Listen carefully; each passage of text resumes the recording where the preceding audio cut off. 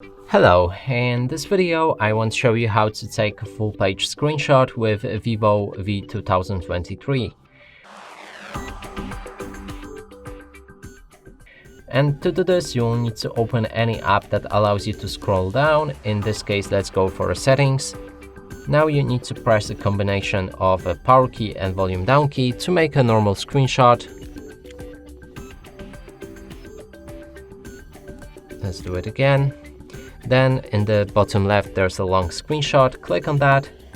It should begin to scroll down entire page. You can click on save when you're satisfied with the amount of the screenshot.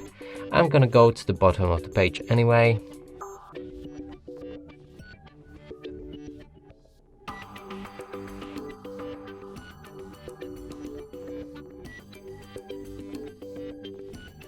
Now let's click on the save.